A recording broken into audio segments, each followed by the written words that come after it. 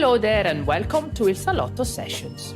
I am Seravalli, an Italian event organizer with a profound enthusiasm for design and architecture, bringing over 15 years of experience from my work across showrooms in Milan, Paris and London.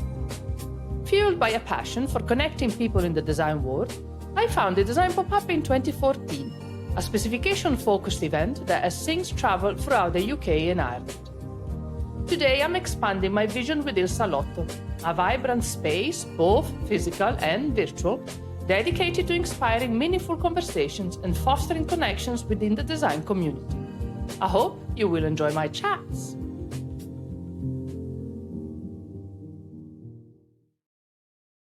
Hello and welcome to another session of Il Salotto Sessions. Well, I've got Peter here with me again. I think I'm going to give you a column in this podcast. You always have too many interesting things to say. By the way, we just finished. We were supposed to start this 20 minutes ago, but we start chatting away about all sorts. So there's another 3 episodes coming up in the near future. So Peter, well, first of all, as you can see, we are in Il Salotto, which is very nice, actually. Peter was here at Design Pop-Up and delivered a very interesting presentation about AI. It was really interesting. So I said, okay, let's make a podcast so we can reach a bigger audience, right? First of all, we have a funny video to show you. Hello, humans, and any robots in disguise. Buckle up, because you're about to hear from Peter Kerr, a guy so into AI, we're not entirely sure he's not a robot himself. Peter is a visionary in the field of AI and a trailblazer in exploring the transformative power of machine learning technologies. With an impressive career spanning decades, Peter has been at the forefront of groundbreaking innovations that are reshaping industries and redefining the boundaries of what technology can achieve. Today, he will take us on an enlightening journey, shedding light on the latest advancements, real-world applications, and the exciting future of AI. Prepare to be inspired, challenged, and equipped with insights from one of the most forward-thinking minds in this dynamic field. Please join me in giving a warm welcome to Peter Kerr. Big round of applause for Peter. Yay! Right, Peter, let's start from the basics. What is AI and how does it work? You were talking about the GPTs, not chat, GPTs. Yeah. So, I mean, the way that AI works is, I mean, you've got, so ChatGPT, Gemini and Claude, they're 3, what we call conversational models. They're kind of interfaces to ask questions, right? And then they do something with that question and then give you a response. So they're conversational models, right? Conversational models can be added in to do other things, and link and create automation. And I think for me, AI, rather than being too scary, I know the AI apocalypse seemed a bit scary, but you've got to get a head in that's going to grab people to come in. But it's about increasing your own personal productivity to free your mind from mundane tasks, to become more creative. And that's how I try and work using it. So you can automate things like accountancy, you can do, it can look at big data, it can analyze it for you and take all the things out. You can get research papers, kind of extracting the kind of core details from quite copiously sized research papers using these models.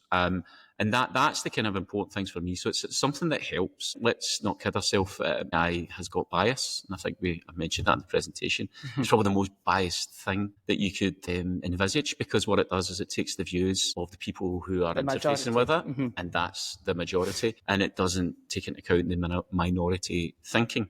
And I think, again, for me, when you're using AI, you can't just blindly take its answers. You always need to look at the data and the source data that it's extracting that information from. And then you're having to almost use your own personal bias to say, is that biased or not biased? Because everyone's got their own biases. But I think that's one of the biggest fears I have, is that if AI, kind of dominates decision making, it could be very, very biased. And that's a big concern. But it learns from, while you're working with it, it learns from what you need from it, right? Yeah, so, for example, for me, it's been incredibly helpful because it cuts off the amount of time I spend in writing podcast episode summaries or LinkedIn posts and stuff like that. However, is driving my head insane because it keeps it thought-provoking, delve into the conversation, blah, blah, blah. Is these 3 words that are always there. I say, can you not just stop saying thought-provoking conversations? Everybody's got thought-provoking conversations. That's right, it is. So I can just tell, I just can tell the machine and say, don't use that. Don't use those words. Right. I mean, right, we can talk about a practical side of things, right? So I'm trying to, I do a lot of other AI elements, but I'm trying to keep the chat GPT kind of thing, because everybody, thinks of AI, that's what it is, but it isn't. That's just an interface point. But within that, you can create what you call your own GPTs, right? So, and that you can almost create characters, right? And I like basing my characters on real people. So for an example, in our world, in a design world, I've got a fire engineer one, right, which knows, I think it's about 5 guides or something. They need a couple of BSs and some of the standards from Scotland and England. And you give it knowledge. So that's the first thing you do, is you build its knowledge. So you give it knowledge. So it isn't going searching the internet and then the bias comes in, because that's the mass access of information. So it goes in, it looks at those documents, it reads them super fast, as you can imagine. It then extracts the information that you want from it. But you can also give your let's GPT's character. So you can actually say answer it in this way, or you can say that their personality, like my colleague David Cameron. He's going to hate this, by the way. So I've got him. He's David Cambot, as I've called him, and the GPT. And I've given him David's background because he's a really creative engineer. He's into punk music. He writes books, and he's just absolutely amazing, right? He does all these things. But I put this into his GPT, right? Then I've said that he loves the burrow collection, right? So because that's his kind of main project. He talks about it all the time, because it's a web engineer job. But I put this in as well in the GPT. It says, always kind of make a reference about any project and reference it back to the burrow collection, right? So when you ask David Cambot, right, can you tell me about what the liters per second is for offices? So he'll come back to you, and actually comes back with a little bit of character, because you've given it character. And it was scary the other day, but I'll tell you about that in a second, right? But so he comes back, but he always references it back to the burrow collection. So he goes, yeah, that's the liters per second in the office. But did you know the burrow collection's environmental systems are the best? Blah, blah, blah. So you can create character. You can have a wee bit of fun with that. You can then start having kind of funny conversations with it as well. It's weird. Don't trust me, I'm not sitting all night discussing and debating with that AI. But it starts to build that character, and then the inflections that you would expect the bot to use, and then it becomes quite scary when it starts talking back. Like I asked it the other day. I says, "Can you tell me about David Cameron, with whom you are based upon?" And it came back with a whole load of cheek. He's saying, "Look, you're wasting my time. Why am I talking about David Cameron?" And he says he's a great guy. He loves punk music, right? He's in a band, and he's a superb engineer, Have you got actually a real question you want to ask me? Don't waste my time. And I'm like, that's what David would say, But so you can create these things, but the main focus is provide it with source knowledge. Yep. And generally, ChatGPT limits you up to 20 PDFs of knowledge. So you add in that knowledge, and it looks at that first. But it's great for searching data. That's the big benefit. So if you're looking at building regs, put the building regs into it, right? If you're looking at building regs, you're going, right, where is this about maglocks? Where is this about fire compartmentation? It will give you can ask it the question saying, well, I've got this space. And then it can write you reviews. Sorry, fire engineers out there, right? But it can then draft you views, which I was sending to our fire engineers at my previous company. So look at this, it's written a view here. What if the architect's got a hold of this? You're going to be out of a job. But so these are the things it can help you with, and it can help you with, as I say, research and stuff like that. It can also analyse and check things, right? So if you've got a stage 3 document, it can do fact checks and check standards. It can check grammar, it can, and then you can actually say... That's handy for me. Grammar, but you can imagine an engineer writing stuff, and it's gibberish to 90% of the population. Yeah. What you can do is you can say, take this gibberish, right, create a gibberish GPT, right, and make it something that people can understand. So you can do things like that as well. So that's how you use it. You're not replacing your thinking power and your brain power if you use it that way. Yes, exactly. And that is one of the issues. I mean, with obviously the movie comparisons that I was making in the AI apocalypse one, that's the idiocracy film, where AI takes over thinking for people and everybody becomes stupid. We go there in a minute. All right, So okay. 2 seconds, 2 things. One, David Cameron, if you're listening, we are having an event about the barrel collection here in Salotto in June with the GIA. So you need to make sure you're coming to that one. You want him on the panel then? He knows. Well, GIA is organizing it. I'm just giving the space. So yes, I love to talk about the barrel collection coming in here. The other thing is, so is there actually danger for some jobs? Yeah, I mean, the way that I foresee it working, and when you look at some of the papers, you obviously media likes bad news. Yeah. And media and bad news sells for some reason, right? Yeah. Yeah, all have been miserable, haven't we? They always love being miserable. But the reality is that will it mean job losses in the short term? No. Will it mean a reduction in job availability in the future? So perhaps if you have an accountant, you might have a team of 3 at the moment. In the future, what would probably happen is that number would reduce because some of the tasks for accountants might be automated. So those are the kinds of jobs that's going to happen. I mean, obviously manufacturing is the first big hit, when you look at those countries in Eastern Europe, could be hit quite significantly, and probably will be more job losses in those areas. Yep. Whereas in the UK, we're very much a service-based economy. So what you'll see is a gradual kind of, if you like, reduction in job availability. But the thing that what I always say though is make yourself indispensable by being that more creative, innovative person, and the only way to do that is to gain as much knowledge as possible. But also we can create other jobs, don't we? Other jobs can be created. Yeah. Especially nowadays, you can make a job out of anything. Like walking the dog or whichever. People are asking me, am I selling AI services? I've been getting asked that recently. You can be an AI trainer. Yeah, AI trainer. Yeah, but not yet. Not yet. I like to make sure. More important things to do. Yeah. Right. So, which actually is talking about our industry? Which jobs do you think is more useful to architects, quantity surveyors, engineers? You've talked about they can do the research for you and then you just and check facts and stuff like that. Yeah.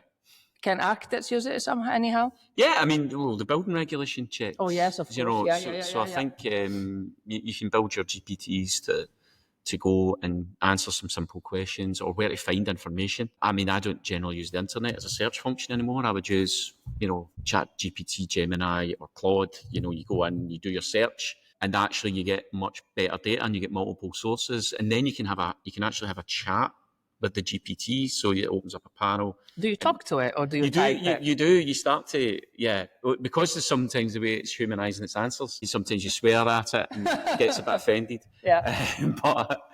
So you can actually take out, you can have a little bit of a debate. So you can ask it saying, I don't think you're quite right. Yeah. Can you Are you sure about this? Where have you got this data? Anyway, there's a technical one that I was looking at. It was about diversity. Electrical engineers will know about it, right? It's about diversity on welding, and I'm like, and he came back and said, you should just use this number because that's generally accepted in the industry. And I'm going, that sounds a bit iffy. Yeah. Where have you got this information from? Well, this is just when it just looks as if I think you're lying. I need you to tell me the truth. He said, well, yes, you're right. There isn't really a source of data for this that I've managed to find. And then I was like, it will try and give you an answer. I'll always try and give you an answer. So you always need to be careful and you need to focus on where it's getting the data. And that's, so if you've given it the knowledge, it'll get it from its knowledge. If you haven't given it from knowledge, it will then go out on the internet and then it will look at stuff and go, well, there's a little bit of somebody has said something. I'll go and grab that, maybe, and then it'll give you the number. And anyway, I managed to find data on it, and it was actually, had said 0.7, but the data I found was like 0.4. Anyway, so it was quite a significant difference between reality and AI facts. So what were you saying about the stupidity side of things? Yeah, well, I think, again, if you go back to education, and so plagiarism has existed for a long, long time. However, back in the day, right, you were still forced to read what you were plagiarising. To do some research. Yeah, so you were still opening a book. You were reading the stuff and going. If nothing else, you had to. When I was in school, you had to physically write it. Read the book and write next to it. Yeah. Forget about copy and paste from a Word document. 100%. So you're reading stuff, right? And you're taking the information and you're digesting it and you're going, I'm a bit lazy. I can't be bothered rewording that. I'll just take it and I'll put it in my document, right? So that was always done, but you were digesting information, you were reading it and you were replicating it. So at least you'd read it. The fear with AI is that you can create entire documents and know nothing about it, right? And it's an extreme fear for me. And we did have that little debate at the end because obviously my presentation was running on, so as these things do for me. So we're having that chat, and I'm going that there is a real fear for me that, you know, whilst people are getting through university to get a degree, they come into the workplace, and that's when you get found out. So you're only ever cheating yourself if you are using AI in its entirety and not understanding what it's giving you, and you've not looked at it, and you've not did the research, you've not. So I think looking at all the source data is always important. Where it's manufactured, it's, if you like, it's text from. Always look at that and read it and understand it. And if you don't do that, you're only cheating yourself, and you will get caught out in the world of work. Yeah. I was just thinking, again, back when I was in school, you know, you're doing your homework and you need to find out what's the capital of Italy. Now you say, hey, Alexa, what's the capital of Italy? It's Rome. Yeah. But then you forget it after 2 seconds because it's giving you the information in 2 seconds. While when we were in school, that you had to open the book and go your atlas and find the maps. Oh, that's Rome there. So there was a bit of a higher chance that information would stick to your mind. Yeah. It's really true. You're 100% right. I call it the Instant Information Society. Yeah. So I think we debated that, didn't we? A little bit, as well. So the aspect of how people are digesting knowledge and accessing knowledge now is totally different. So when I started in 1994, I went to the library in the office, picked them up, and as you say, you're reading and you're actually taking notes when that's pretty good. Because you're going to go, I have to get back to this later. I create my little binder of knowledge. You know, snippets that you get and put the book back. And then I'm going, I really should remember this. I have to try and memorise it now because I might not be able to get that easily. So your brain was trained to recall of data. And the fear I've got with now, you know, the next generation, and sound like an old man now. We do something. Right, I know, we do, don't we? But the worry is it's not their fault. But what they've got is the internet. And the internet is the library of today. It's a really rubbish library of spurious data. Inexact. Or Wikipedia. You know, somebody gives me a source from Wikipedia, I will throw them out, right? But the thing is that so what happens with our brains is that they don't feel the need to recall. Yeah. They don't need that recall because it's immediately available. Mm-hmm. Yeah. So, and it's a real problem because when you think about creative side of things, especially being a creative engineer, you need to tie lots of things together, right? And to do that, you need to retain knowledge. If you're only accessing data like that, you won't be able to get to a more creative and innovative solution. My concern again is that from an engineering perspective anyway, is the creativity and innovation going to drop off because the way that we are thinking and are memorising information is totally different. And that leads to that world of the idiocracy film. You know, being like people are just told, they ask a question and they're told what to do. And if you think about bias in corporations, and that's what happens, you know, you'll end up with people watering their farms with Gatorade because it's got electrolytes, because that's what the ads tell them. And electrolytes are good, but it's killing everything because it's a corporation thing. This is what you should be doing. And it's just telling people, so people then become subservient to mass information, you know, rather than thinking for themselves, because they're not retaining knowledge and they're not reading and they're not looking at it. So what can we do about it? You said with the new people joining your new company, then you're gonna make sure they do training the old-fashioned way. Old-fashioned learning first, books first. They create their own binders, very much old school, their own binders of knowledge, and then the rewards will come on the basis of not length of time, not who they are, but what they know. Our pay structure would be based upon, and incentive structure will be based on knowledge. Study, you get more money. There you are. That's it. So that's the way that we want to do it. We want to can break a wee bit of the convention about productivity, as in fast. Productivity, because people, a lot of stressors in life, a lot of engineered stressors. People say, "Oh, I have to work so many hours," and you go, "Look, so see if you think about it. See if you put a wee bit of effort in your early part of your career, and read and be knowledgeable. You don't have to work as long because you work quicker. Yeah. So you get through things quicker. Yeah. Which then means less stress. So you just have to put that. You just have to put the work in, and then life becomes a lot easier because you know the stuff. Yeah. You can go to meetings. You can be confident, and you can enjoy it. I mean, and that's the kind of big thing for me is that we want anybody that works with us. We want them to love and enjoy engineering. So it's not going to be for everyone. Some people just want a job, but that's not the type of people we want. We want people with a passion. For everything's an art form. Engineering's an art form. Correct. Right? Engineering's an Everything is an art. Even plumbing is an art form. Everything. Yeah. Mm-hmm. And if that's only if the plumber or the engineer thinks it's an art form. Well, it's passion, isn't it? It is. It's passion. You think you're a plumber. You can have bad plumbers and good plumbers. The way that they even, they lay out the pipe work and everything else. They're being proud.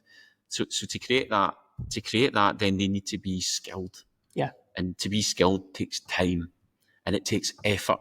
But once you've done that, known that skill, you can use that skill forevermore. And then that will increase your personal value.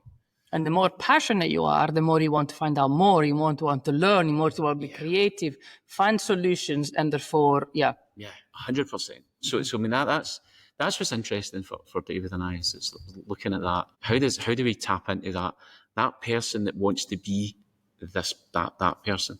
And what's the best journey for them? Is it looking at the internet? Is it reading data? Is it then having intellectual debate about challenges? Is it about sitting down every day and having access to good engineers who are willing to talk to you and being present and actually being there for you to help you? Again, engineers are great procrastinators. So that whole kind of, if your engineers work from home, and they're not sharing their challenges and their problems. They're just sitting there and they're procrastinating, spending hours and hours and hours going, should I do this? Should I do that? Should I do this? Should I do that? Whereas if you're in an environment that is about knowledge and problem solving, 5 minutes, answer, done, move on, no having to work late. That's the kind of key thing for me, is just being aware of your surroundings, being aware of the people you're working with and loving what you're doing. Right, so if you want a job at Cameron Kerr, newly formed Cameron Kerr, you know what you have to do now. That's it. That's it. So we are a bit digressing, but for me, we're talking about passion, and for me, it's these conversations. I'm having such great fun since I started this project, and it's not just with the podcast. Even people that just come into the showroom and sit for a coffee and make me think, and it's refreshing. We kind of feed each other with information and knowledge, and then automatically create change. Yeah, that's the thing. So that, again, there was a book I was referencing, it's a Hannah Critchlow book, and we're talking about in that book we're talking about COVID. Yeah, right. And because people are disconnected, there was a global reduction in global IQ levels. Yes. So when we connect people physically together, creating fantastic places like this for the design community to come and chat and debate, we're increasing our knowledge and we're increasing our global IQ. Yeah. So this is a centre of knowledge. Every place that allows people to come together and talk is a centre of knowledge. There you go. I didn't think about knowledge. I was just thinking about our industry, which we are very passionate about, and there is a few things that need changing. That's a take it. It's not up for discussion. That was the previous podcast that we were talking about. That was the previous podcast we were talking about. But yeah, I think if a conversation like this, or with 10 people or with 20 people, are so important to get those changes happening. Peter, thank you very much. And I'm sure I'll have you back soon enough with something else. Good stuff. Thank you. Thank you very much for listening to Il Salotto Sessions. If you enjoyed the chat, please make sure you share with your friends and follow our podcast on Spotify or Apple Podcasts. For more information on our events, please visit ilsalotto.design and designpopup.com. You can also find us on Instagram _designpop-up and Il Salotto Glasgow as well as LinkedIn. Should you have any feedback, questions or suggestions, please do get in touch at hello@ilsalotto.design. We would love to hear from you. Thank you.